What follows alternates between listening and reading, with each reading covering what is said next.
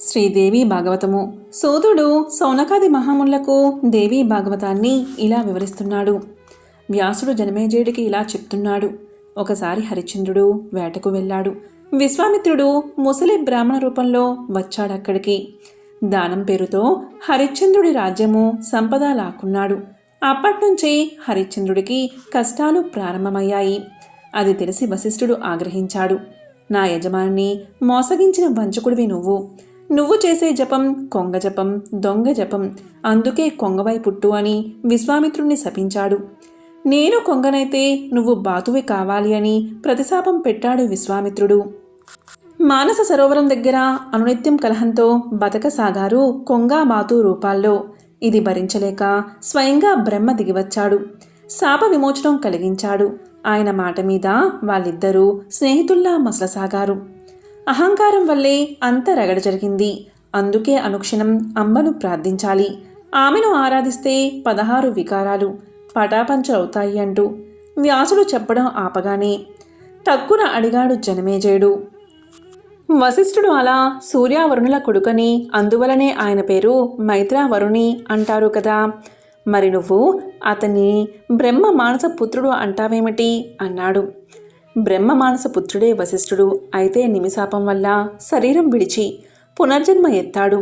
ఆ పునర్జన్మ మిత్రావరుణ వల్ల కలిగింది. అందువల్ల కొందరు అలా చెబుతారు అన్నాడు వ్యాసుడు. నిమి ఎందుకు శపించాడు అని అడిగాడు జనమేజయుడు. చెబుతా అని మొదలుపెట్టాడు వ్యాసుడు. నిమి వశిష్ఠుడు. ఇక్ష్వాకు వంశపురాజు నిమి.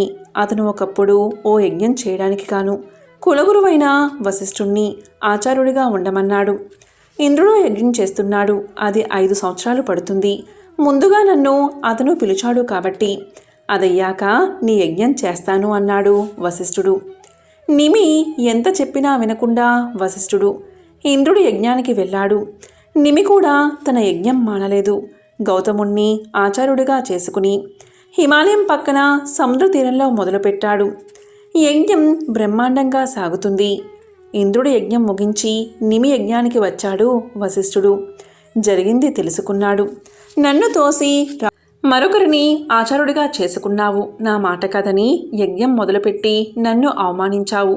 నిమిరాజా, విదేహుడివై పోతావు నువ్వు అని శపించాడు. అది వింటూనే అనవసరంగా నన్ను శపించావు గురుదేవా, క్రోధం నిండిన నీ శరీరం పడిపోవాలి అని ప్రతిశాపం పెట్టాడు నిమి. వశిష్ఠుడు బ్రహ్మను శరణు వేడాడు. తిరిగి పుట్టాలి, అప్పుడు ఈ శరీరమే కావాలి అని కోరాడు. బ్రహ్మ ఆజ్ఞ ప్రకారం వరుణాశ్రమానికి వచ్చాడు. అక్కడ సూర్యుడు వరుణుడు కలిసి ఉండడం చూశాడు. శరీరం విడిచి సూక్ష్మ రూపంలో వారిలో లీనమయ్యాడు. ఊర్వశి చిలికత్తెలతో విహరిస్తూ మిత్రావరుణుల ఆశ్రమానికి వచ్చింది. ఆమెపై మనసు కలిగింది వారికి. ఆమెను కోరారు. అప్పుడామె ఒక అత్యవసర దేవకార్యం మీద వెళుతున్న కారణంగా ఆ కార్యం ముగించుకు వస్తానని చెప్పి వెళ్ళిపోయింది. కానీ ఆమె మరలి వచ్చే లోపలే మిత్రావరులకు స్థలనం జరిగిపోయింది. ఆ వీర్యాన్ని కుండలో భద్రపరిచారు. అందులోంచి 2 కొడుకులు పుట్టారు.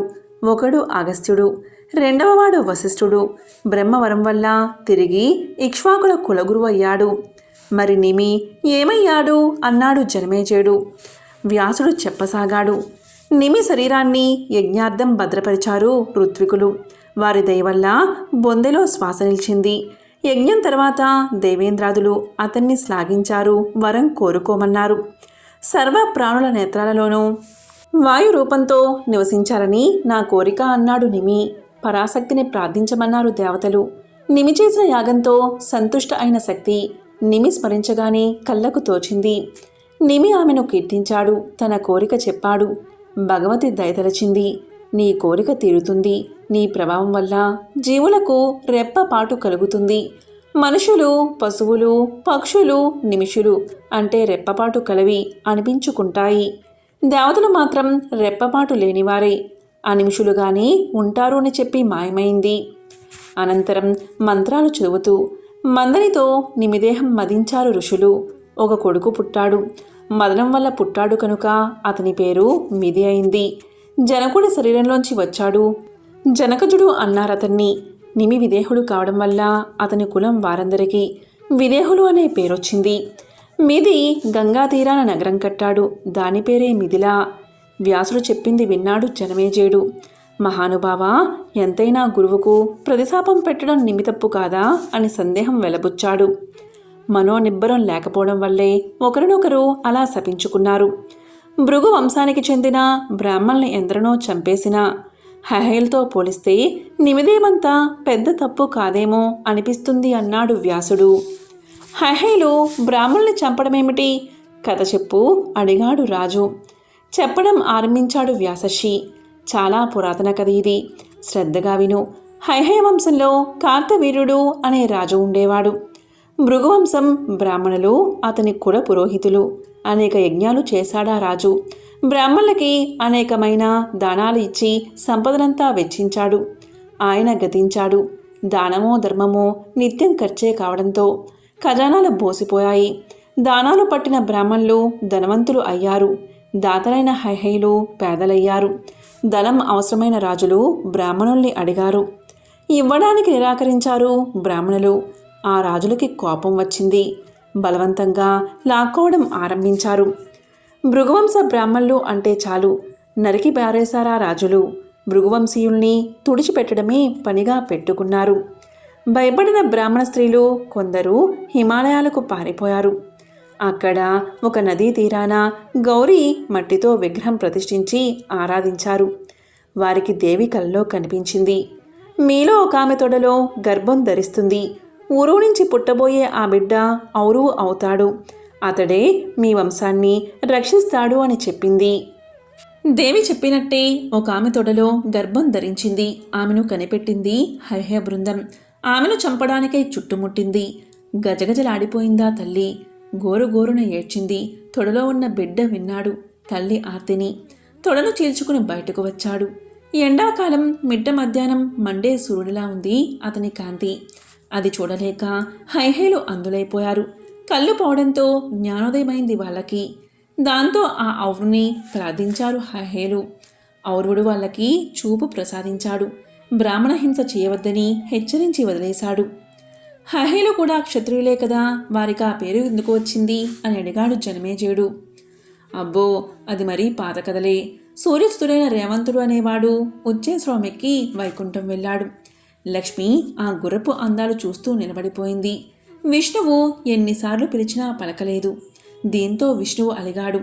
ఇక నుంచి లక్ష్మికి చంచల అనే పేరు వస్తుంది అన్నాడు.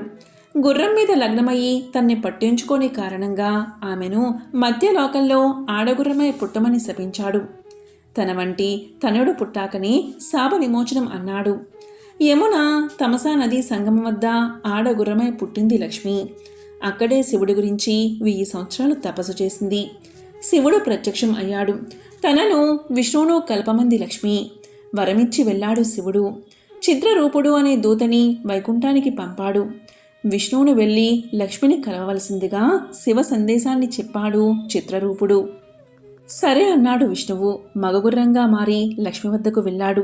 లక్ష్మి పసిగట్టేసింది. విష్ణువును చెమ్మగిలిన కళ్ళతో చూసింది. అశ్వరూపంలో ఉన్న శ్రీహరిని మెడామెడా రాసుకున్నారు గుర్రాల రూపంలో ఉన్న లక్ష్మీనారాయణులు. 1000 ఏళ్ల వియోగం తర్వాత కలిసిన దంపతులు వారు. అతి త్వరలోనే లక్ష్మి గర్భం దాల్చింది. విష్ణువు వంటి కుమారుణ్ణి కంది. లక్ష్మీనారాయణులు వైకుంఠానికి బయలుదేరారు. వారి విమానం సరాసరి పుణ్యతీర్థంలో తపస్సు చేస్తున్న హరివర్మ వద్ద ఆగింది. శ్రీలక్ష్మిని శ్రీహరిని చూసి హరివర్మ నమస్కారం చేశాడు. విష్ణువు అతనితో, వర్మ, యమునా తమసా నది సంగమం వద్ద ఒక శిశువున్నాడు, తెచ్చుకో అని చెప్పాడు.